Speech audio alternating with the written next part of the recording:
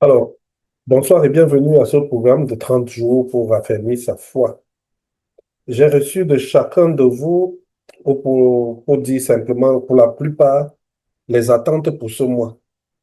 Et je crois que le programme correspond exactement à ces attentes-là. Et je me suis dit, il faut qu'on commence d'abord par les B à bas, des bases même de la vie chrétienne, c'est-à-dire cette vie nouvelle en Jésus-Christ. Et il est bien aussi de dire que notre programme, ce sera 3 séances par semaine. Une grande séance plénière, celle du dimanche. On n'a pas, aujourd'hui, on commence, on ne sera pas la plénière, mais ce sera un enseignement. Mais ce sera 2 enseignements dans la semaine et une séance plénière où on discute de tout ce qu'on a vu dans la semaine. En outre, en inbox, j'ai besoin de travailler 2 fois par semaine avec chacun de vous, individuellement. C'est vraiment un accompagnement, un affermissement, un accompagnement à développer sa foi. C'est très important. Quand quelqu'un devient chrétien, il a besoin d'être accompagné. Il a besoin de premiers pas, qu'on lui accorde les premiers pas pour être sûr que les choses vont bien. Donc, on parle aujourd'hui de la vie nouvelle en Christ. En quoi Jésus-Christ est-il un être unique? Et c'est qui Jésus-Christ même d'abord? C'est qui Jésus-Christ? Je vais commencer par me présenter, c'est important. Je suis le coach Roger Fondy. Je suis le coach Roger Fondy, coach et conseiller conjugal chrétien, auteur du livre Les 21 jours pour son conjoint. Certains n'ont pas. Et d'autres m'ont déjà commandé le livre sur la prière, qui est important aussi. Comment prier pendant 1 heure. Voilà mon email. Et puis mon WhatsApp, c'est celui que vous connaissez déjà. Et mon hashtag dans les réseaux sociaux, c'est dièse coachfondi ou arrobas coachfondi. Voilà. Donc, on ne va pas tarder parce que le temps est court. On va essayer de découvrir qui est Jésus-Christ. Pourquoi on doit me parler de Jésus-Christ? Qui est Jésus-Christ?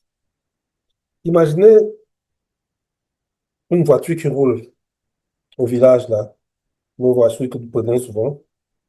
Et puis le chauffeur, à un moment, te dit, j'ai une bonne nouvelle et une mauvaise nouvelle. Il dit, la mauvaise nouvelle, c'est que je ne sais pas là où nous allons. Je me suis trompé de chemin. Je me suis trompé de chemin. C'est ça la mauvaise nouvelle. Mais la bonne nouvelle, c'est que la voiture tient la route. Et que nous savons, nous allons accélérer comme on peut. Et bon, voilà les deux nouvelles qu'on a. La bonne, c'est que la voiture est très bonne, elle tient la route. Mais la mauvaise, c'est que je me suis trompé de chemin. Je ne sais même pas où je suis. Je ne sais même pas où est-ce qu'on va. Je ne sais pas le cheminement dans lequel nous sommes en train de prendre. En fait, c'est un exemple qui a l'air bête parce qu'on dit comment on peut s'engager sur une route qu'on ne connaît pas là où on va. Et on voit surtout que nous avons surtout une voiture qui est capable.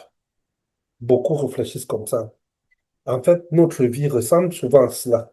C'est-à-dire que nous évoluons sans savoir où nous allons, mais nous agitons nos compétences, nos capacités, notre force. Mais on ne sait pas où on va. Mais bon, se lève le matin, on a fait le sport, on a étudié, on a... Mais notre but, c'est quoi? Quel est le but réel? Qu'est-ce qui conduit notre existence? Où est-ce qu'on va? Beaucoup évoluent comme ça, sans aucune certitude, sans aucun plan. Sans aucun plan. Un étudiant, un jour, avant de mettre fin à ses jours, s'était posé la question de qui il est, qui suis-je? Pourquoi je suis dans cette vie-ci?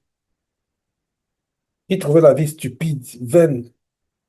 Il trouvait que rien n'a un sens pour lui, qu'il n'y a que la souffrance et le désespoir dans ce monde, que rien ne marche, il n'y a que la culpabilité partout.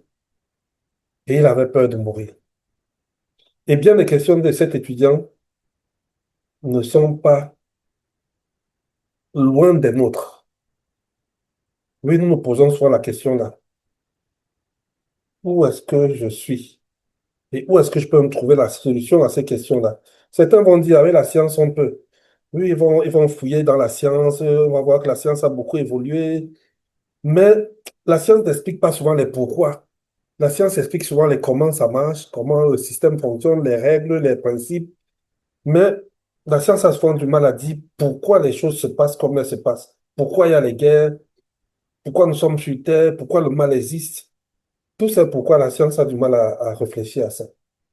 Et c'est pour ça que nous sommes obligés de considérer la personne de Jésus très sérieusement. C'est-à-dire que c'est une alternative, c'est une proposition qui est faite sur laquelle il est, il est difficile de ne pas prendre au sérieux. Et c'est pour ça que nous allons en parler aujourd'hui. Depuis 2000 ans, des millions de personnes qui lui ont confié leur vie ont vu leur vie transformée totalement. Et je ne peux pas fermer les yeux à ça. Je ne peux pas dire qu'il y a eu des millions de personnes qui n'ont rien compris. Même si elles n'ont rien compris, il y a quand même quelque chose qui est déterminant, c'est que il y a un changement qui s'est manifesté dans leur vie. Et je suis donc obligé de réfléchir à cela. Sauf que beaucoup qui réfléchissent à cela, qu'est-ce qu'ils font? Ils se disent la solution va consister à aller régulièrement à l'église et ils vont se décourager après en disant, mais depuis que je vais à l'église, je ne vois rien, je ne ressens rien, je n'ai aucune certitude. Mes doutes même augmentent plutôt. D'autres vont se dire, je suis dans une famille chrétienne, on a toujours été chrétien de père en fils depuis des générations, et donc la solution devrait me suffire. Et puis tu as une troisième catégorie qui va se dire, bon, un jour je vais devenir chrétien. Et tu as une quatrième catégorie qui dit, être chrétien, c'est vivre une vie morale selon les principes de l'Église, c'est obéir à l'enseignement de Christ.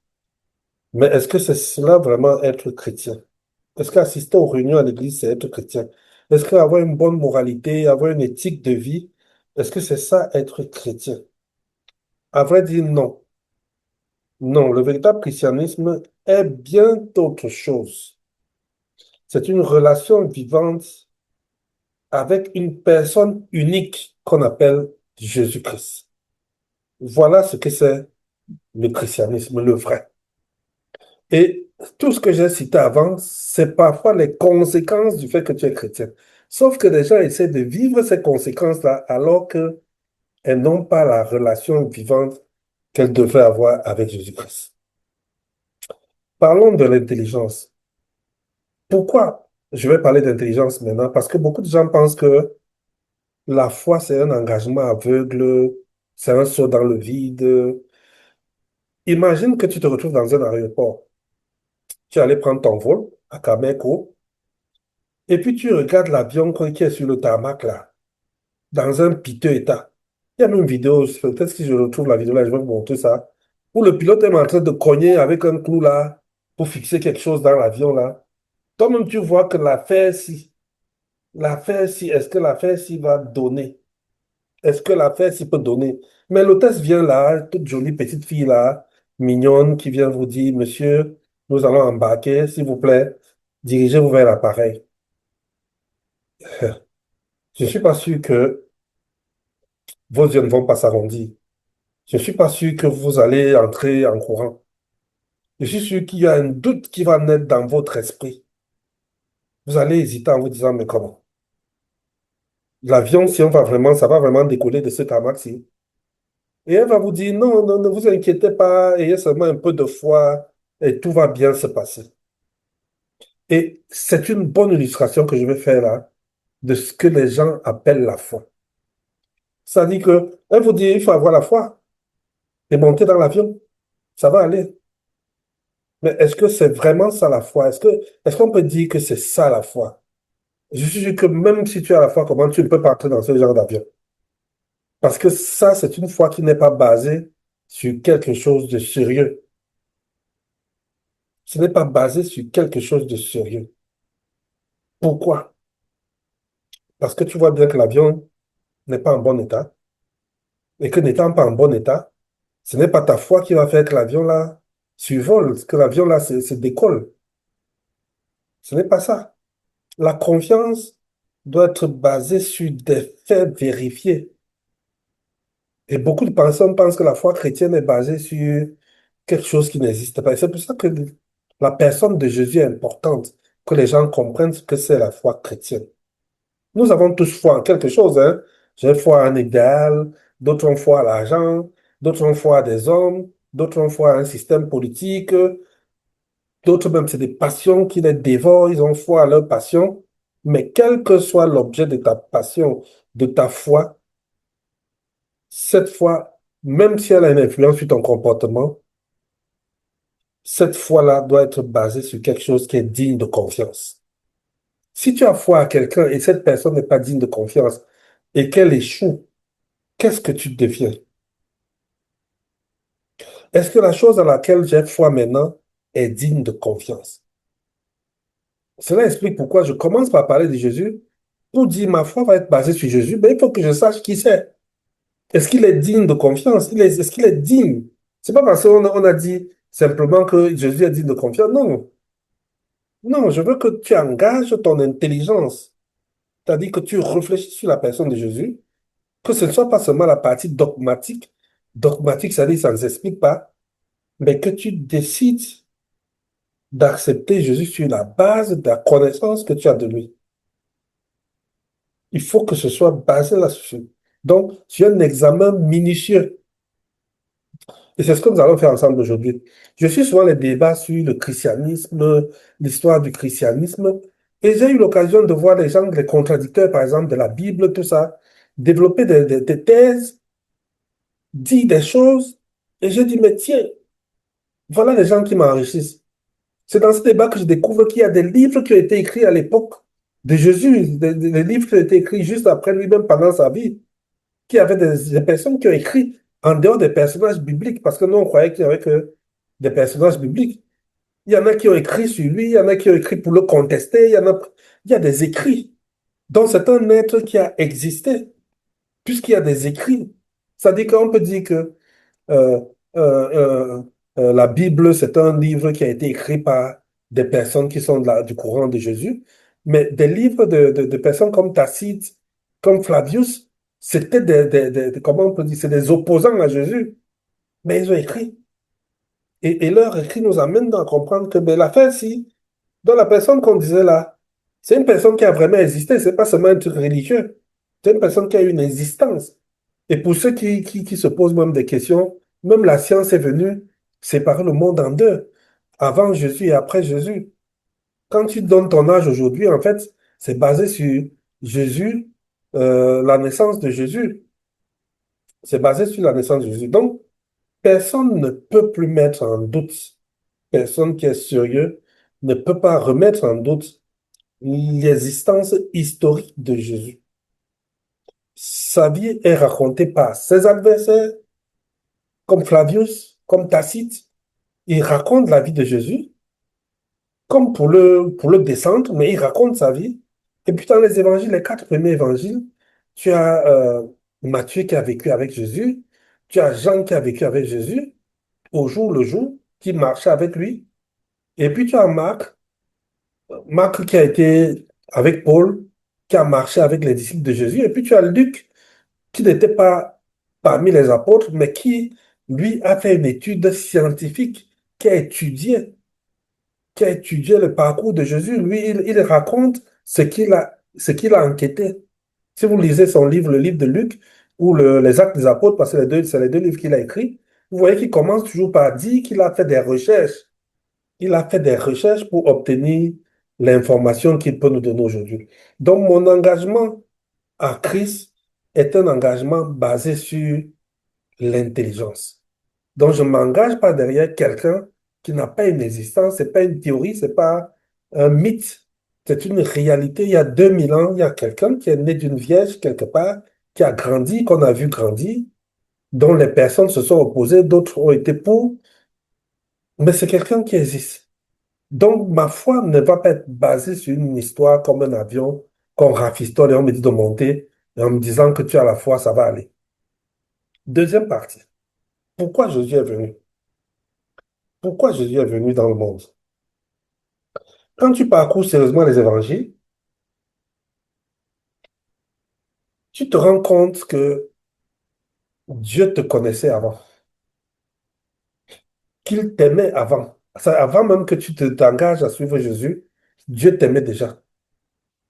Contrairement à la conception générale, Dieu ne guettait pas tes fautes pour te punir. Mais Dieu cherchait ce qu'il peut faire de bien pour toi. Et on découvre ça avec beaucoup de soulagement, que Dieu n'est pas là pour frapper, Mais au contraire, Dieu recherche le meilleur pour nos vies. Dieu cherche ce qui peut faire du bien à nos vies. Et c'est de là même vient que vient le mot évangile. Évangile veut dire bonne nouvelle. La bonne nouvelle, c'est quoi? C'est que Dieu nous aime. On dit dans Jean 3, le verset 16, que Dieu a tant aimé le monde qu'il a donné son Fils unique afin que quiconque croit en lui ne périsse point, mais qu'il ait la vie éternelle. Et le quiconque là, tu fais partie, je fais partie de ce quiconque là. C'est-à-dire que toute personne qui croit en Jésus a la vie éternelle. Quiconque croit à la vie éternelle. Quiconque. Mais quel est le problème qui se pose là derrière? C'est l'attitude de l'homme. L'attitude de l'homme, c'est laquelle? C'est une attitude qui est difficile à gérer. C'est difficile à gérer. Dieu nous aime. Euh, Dieu donne un sens à notre vie, un but précis. Nous ne sommes pas là par hasard. Si vous pensez que vous avez atterri par hasard, vous n'avez pas atterri par hasard. Jésus dit dans Jean 10, je suis venu afin que les brebis aient la vie et qu'elle est en abondance. Donc, Dieu nous a mis là parce qu'il y a quelque chose que nous devons produire en abondance. Cette vie-là, nous devons la produire en abondance. Mais le problème, comme je dis, c'est l'attitude de l'homme. C'est-à-dire, c'est le péché. C'est le péché. Si nous n'arrivons pas à vivre cette vie en abondance pour laquelle Dieu nous a créés, c'est qu'il y a un problème. Il y a un obstacle dans l'attitude de l'homme envers Dieu. L'homme veut avoir le libre arbitre. L'homme veut faire ses choix seul. Il refuse de dépendre de Dieu. Il considère même Dieu comme une menace. C'est-à-dire que il se dit Dieu c'est un gêneur. On imagine même souvent Dieu comme un vieux papa tristounet qui empêche les gens de s'épanouir, de jouir. Et voilà l'image qui amène donc l'homme à se rebeller. Et il se rebelle contre Dieu. Il s'engage dans ce qu'on va appeler le péché. Aujourd'hui, même quand tu parles du péché, on trouve que tu es démodé. On trouve que tu es démodé.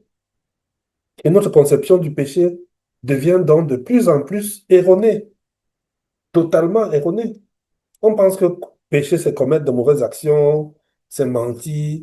On pense que péché, c'est voler, c'est tuer, c'est tomber dans l'immoralité. Non, péché, ce n'est pas cet ensemble de choses-là. Ça peut paraître bizarre, mais ce sont des actes. C'est-à-dire, ces actes que je viens de citer sont les manifestations visibles du péché. C'est-à-dire, c'est à cause du péché que nous avons ce genre d'actes-là. C'est à cause du péché que nous arrivons à poser ce genre d'actes-là.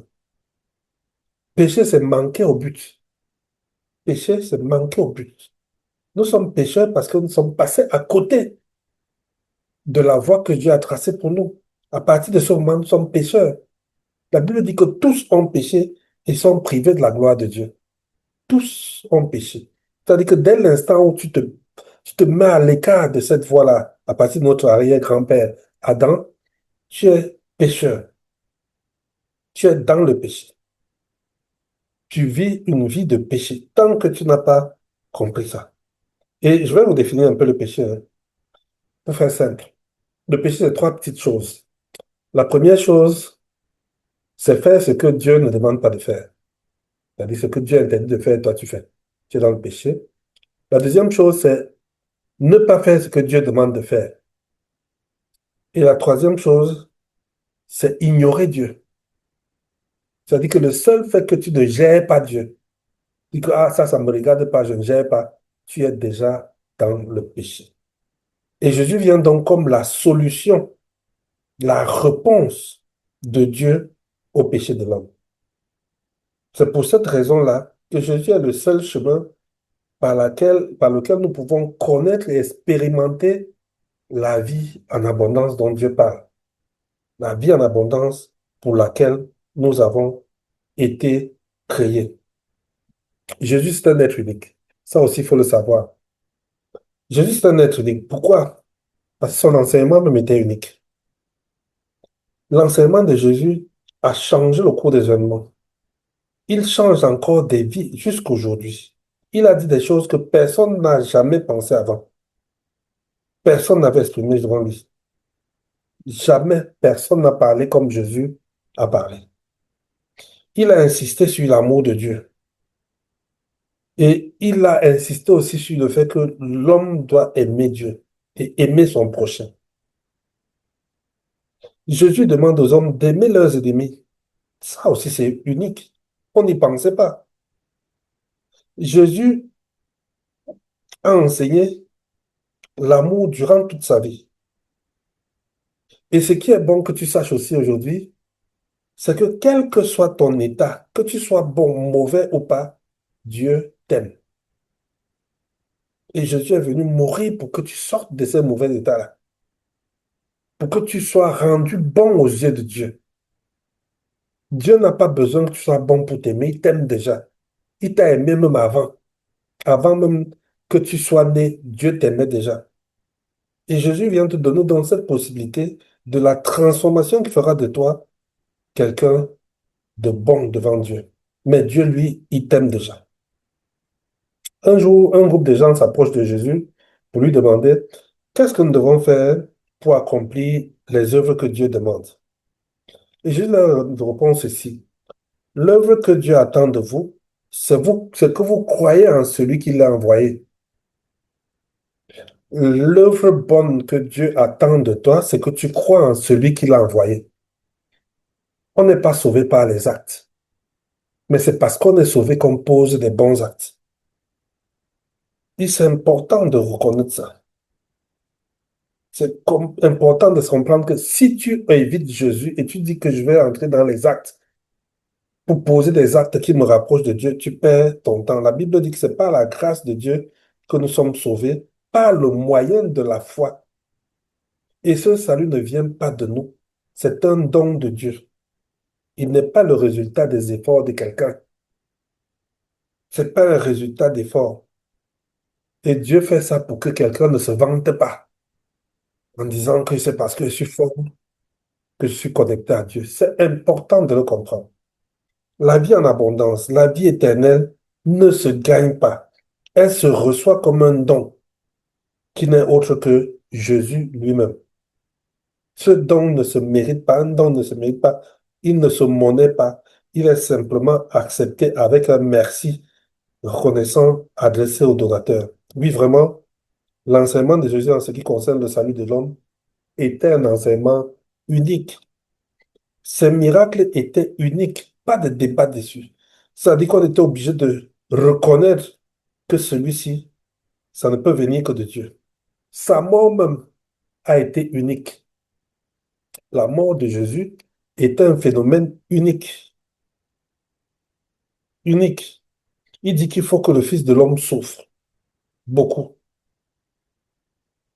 Les anciens, les chefs et les prêtres et les maîtres de la loi vont le rejeter. Il sera mis à mort et le troisième jour, il reviendra à la vie. Peut-être que vous vous demandez pourquoi cette mort de Jésus a-t-elle tant d'importance et en quoi est-ce qu'elle était nécessaire? En fait, à l'époque, pour qu'on pardonne un péché, il y avait un principe qui consistait à sacrifier des animaux. On faisait des sacrifices, versait le sang pour expier, pour sauver des gens, on versait le sang. Il y avait donc des sacrifices fréquents. À chaque péché, tu allais faire des sacrifices sur le souverain sacrificateur, des choses comme ça.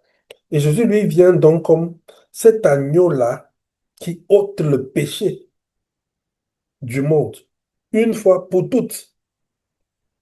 C'est-à-dire que c'est fini les histoires d'aller avec la chèvre chaque fois qu'il y a, comment on va dire ça, une session de pardon, de repentance, tout ça, tu amènes ta chèvre et tout ça. C'est fini. Lui vient donc comme l'agneau là qui ôte le péché du monde une fois pour toutes. Une fois pour toutes. Aucune religion au monde n'offre ainsi à l'homme la possibilité de recevoir définitivement le pardon de ses péchés. Jésus est le seul à pouvoir le faire. Le seul. À pouvoir t'amener dans une situation où tes péchés anciens, présents et futurs sont pardonnés. C'est-à-dire que dès que Jésus entre dans ta vie, le jour-là, tu expérimentes ce pardon qui a été donné sur la croix à Golgotha. tu expérimentes ce pardon. Donc, ce n'est pas le chemin de croix, ce n'est pas la mortification, ce n'est pas le fait de jeûner, de prier, de multiplier des actions qui vont te libérer du péché. Tu as été libéré du péché. Tout ce que tu as besoin, c'est de recevoir Jésus. Donc, accepter cette libération qui a été donnée par Jésus lui-même. Dieu te donne ce don-là. À toi d'accepter ces dons-là. Tu acceptes le don de Jésus-Christ. On va en reparler quand je vais discuter intimement avec chacun d'entre vous. Tout à l'heure, on va avoir une rupture, on va reprendre, hein. On va reprendre après la rupture. Vous allez vous reconnecter sans problème. Jésus avait, on va dire, des prétentions comme ça. Jésus avait dit, je vais mourir et ressusciter. Il est mort, il est ressuscité. C'est-à-dire que ma foi repose sur pas seulement la mort de Jésus, l'avant de sa mort, mais ça repose sur le fait qu'il est ressuscité.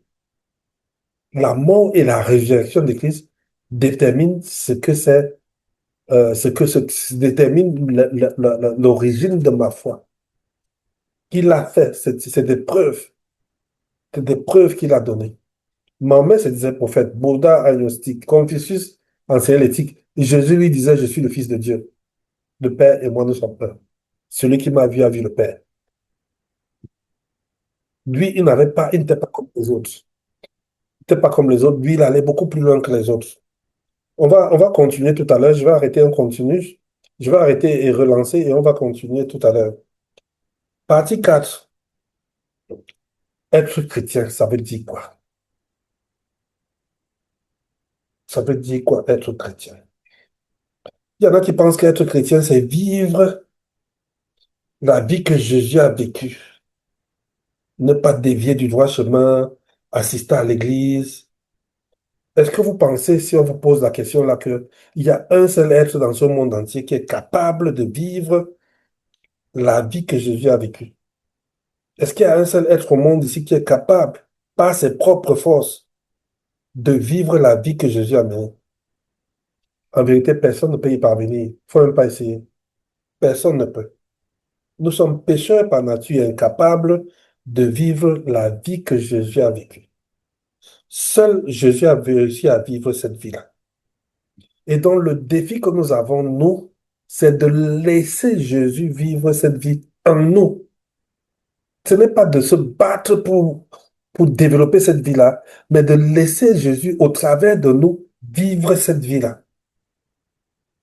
Dès l'instant où nous lui demandons, quel que soit notre passé, d'entrer dans notre vie et de vivre la vie qu'il nous demande de vivre, nous devenons capables de vivre cette vie-là.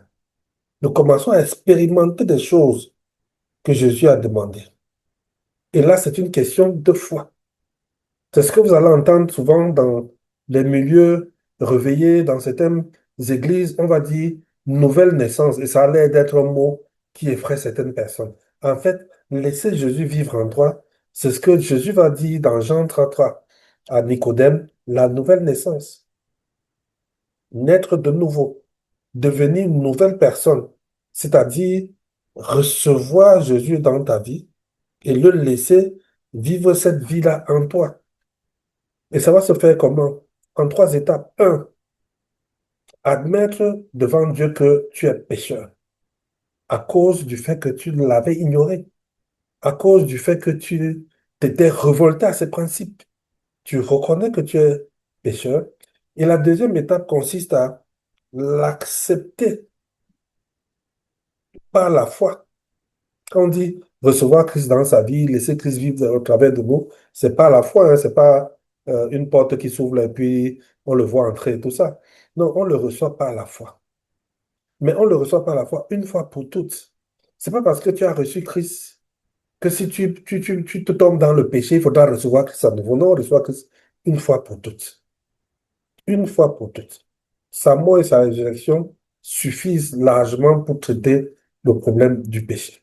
Donc tu l'acceptes. La Bible dit dans Apocalypse 3:20, et c'est Jésus qui parle, voici, je me tiens à la porte et je frappe.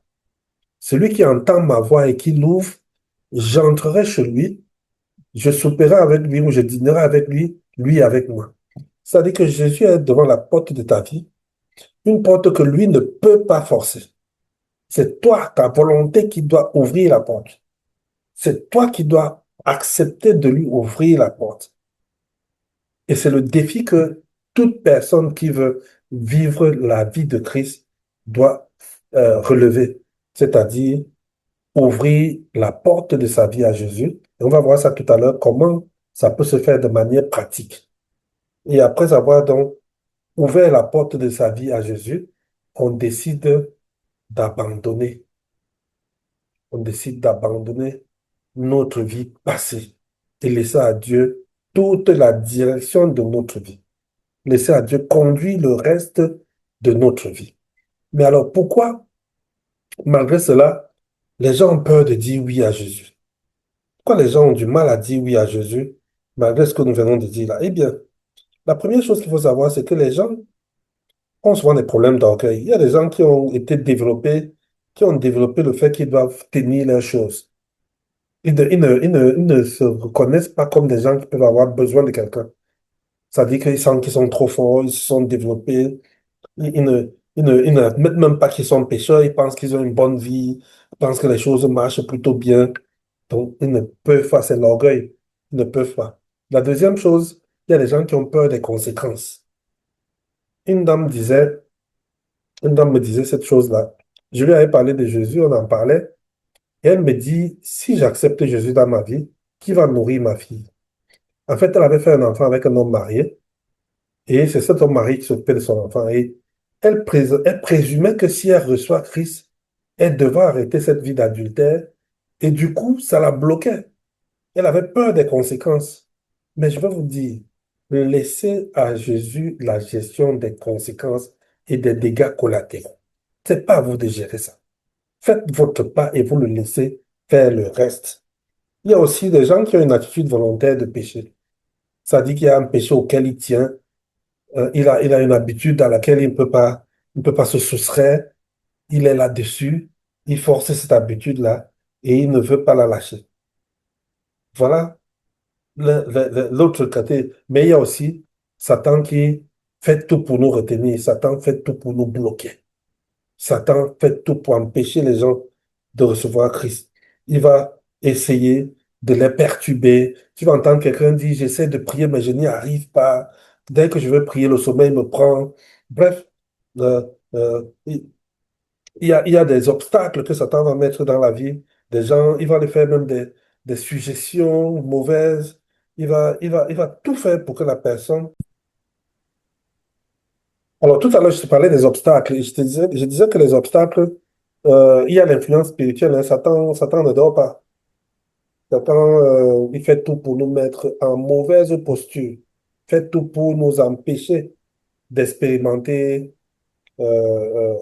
la connexion à Jésus-Christ. Il fait tout. Il fait tout pour ça. Et je vais vous raconter un peu l'histoire de ce juge-là. Un juge avait sa fille. Elle fut arrêtée par la police pour une infraction grave du code de la route. Lorsqu'elle fut présentée au tribunal, elle découvrit que son père était le juge. Comment est-ce qu'il devait réagir? D'un côté, il aimait sa fille et il aurait bien voulu lui éviter une condamnation, mais d'un autre côté, il était aussi juste et il devait donc appliquer la justice. Il ne voulait pas utiliser sa position pour privilégier quelqu'un devant la loi, fût-ce sa propre fille. Alors, ce qu'il fit, c'est qu'il prononça la juste condamnation, un temps de prison ferme, une forte amende contre la libération. Puis il quitta le rôle de juge qu'il était, il ôta sa robe de juge et alla se placer lui-même auprès de sa fille sur le banc des accusés et accepta lui-même la sentence et paya la caution qui avait été réclamée pour la libération de sa fille. Il avait condamné sa fille, mais il est revenu payer comment on appelle ça, la caution qui permet de libérer sa fille. Comment est-ce que sa fille aurait réagi d'après vous? Comment est-ce qu'elle aurait réagi? Sorry. Comment elle aurait réagi d'après vous? Il y a une qui aurait dit, je voulais pas que tu fasses ça, moi je me serais débrouillée, je suis assez grande pour me débrouiller toute seule, j'ai pas besoin de toi. Et on l'aurait ramenée en prison, tout simplement. Puisque son père n'aurait pas payé la caution qu'il faut, elle serait allée en prison. Et beaucoup réagissent comme ça aujourd'hui quand on leur parle de Jésus. Ils disent, moi, je vais me débrouiller. Je n'ai pas besoin d'aide. Dieu s'est comporté comme ce juge Bah, avec fait son nous. canapé, non? Il nous a Ah, oh. évité cette justice-là, s'il vous plaît. Il nous a évité cette justice-là et il a payé le prix. Il a payé le prix par la mort et la résurrection de Jésus-Christ. Mais si nous rejetons, nous refusons de reconnaître nos péchés, nous désirons vivre par nous-mêmes, alors nous demeurons dans la condamnation. Alors que si nous acceptons, nous sortons de la condamnation. Nous devenons des personnes libres. Libres. Un alcoolique disait un jour qu'il prie depuis, il prie, mais sa situation ne change pas. Il prie, sa situation ne change pas. Il prie, il demande à Jésus d'entrer dans sa vie pour changer sa vie. Sa situation ne change pas. Il est allé parler de ça à son pasteur. Et le pasteur lui a demandé, tu pries, quand tu pries, qui est-ce que tu pries? Jésus Dieu ou bien Jésus homme? En fait, le monsieur a dit qu'il prie Jésus homme. Mais en fait, c'est le cas dans plusieurs d'entre nous. C'est que nous avons tendance à voir le côté Jésus homme en ignorant le côté Jésus Dieu. Et c'est une erreur fréquente. Il faut prendre conscience du fait que Jésus n'est pas un simple être humain, mais il est le Fils de Dieu, le Sauveur, le Messie promis, qui a donné sa vie pour nous. Jésus est homme, Jésus est Dieu à la fois. Il est Dieu à la fois. Il est le Seigneur vivant, le maître de la vie, de l'histoire. Il a le pouvoir de changer radicalement l'existence de tous ceux qui le reçoivent sincèrement dans leur cœur. Lorsque l'alcoolique a pris conscience de la capacité de Jésus, il a demandé pour la première fois à Jésus, Fils de Dieu, entre dans ma vie et sa guérison a commencé. Donc ne demandez pas plusieurs fois à Jésus d'entrer dans votre vie. Vous n'avez pas besoin. Ce serait comme si vous pensez qu'il n'est pas entré. Par la foi, quand vous avez demandé à Jésus d'entrer dans votre vie, il est entré. Pas la peine de redemander plusieurs fois. Par contre, il peut arriver des moments où tu as envie de lui dire quelque chose comme je veux t'appartenir, quelque chose comme ça. C'est le moment où tu rends grâce du jour où il est entré dans ta vie. Et tu dis, je veux me renouer à toi, je veux me reconnecter à toi. Je voulais donc te poser une question aujourd'hui. Après tout le discours que nous avons eu depuis le début, là, après tout notre partage, là, est-ce que tu aimerais accueillir Jésus dans ta vie? Si tu ne l'as jamais fait de manière systématique.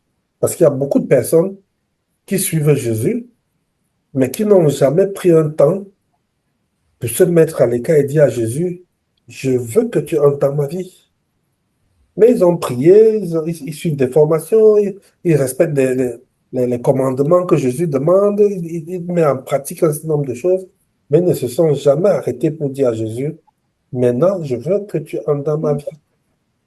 Et je voudrais te proposer, toi qui es dans ce cas-là, une prière simple que tu peux faire. Comme ça, tu arrêtes de dire aux gens, priez pour moi, tu apprends à prier pour toi-même, avec tes propres mots.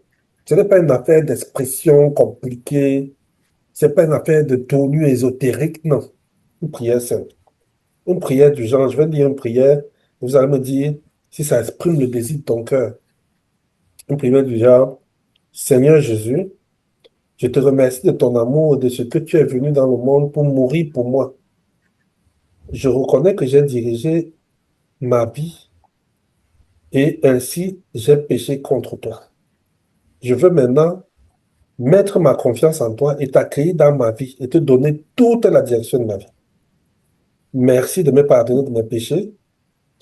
Fais de moi la personne que tu désires que je sois. Merci Seigneur d'avoir répondu à ma prière et d'être maintenant dans ma vie. Voilà une simple prière. Tu peux dire, OK, je ne peux pas répéter cette prière à moi-même. Je vais oublier. Donc, ce que je vais faire, nous sommes en ligne, donc tu peux faire ça là où tu es.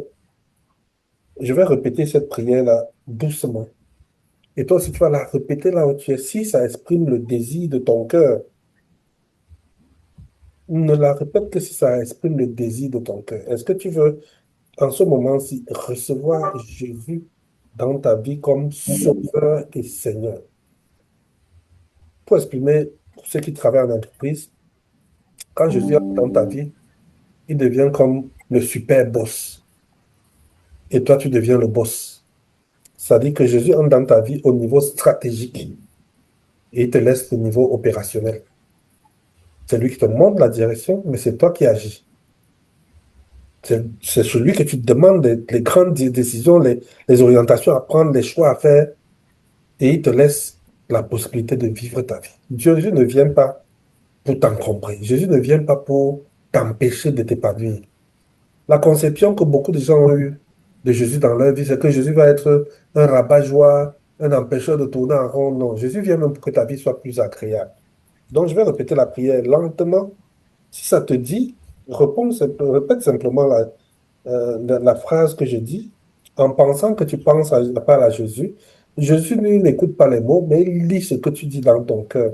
Il lit la disposition de ton cœur. Donc, je vais y aller. Seigneur Jésus, je te remercie de ton amour et de ce que tu es venu dans le monde mourir pour moi.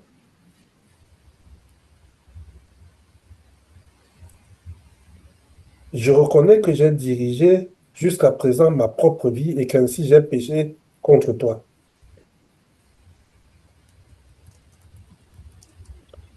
Je veux maintenant mettre ma confiance en toi,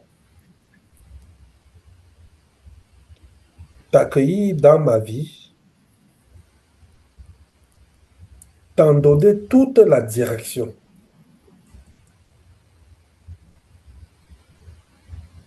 Merci de me pardonner de mes péchés.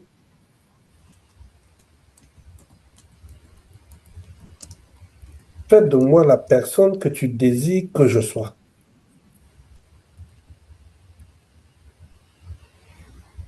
Merci Seigneur d'avoir répondu à ma prière et d'être maintenant dans ma vie.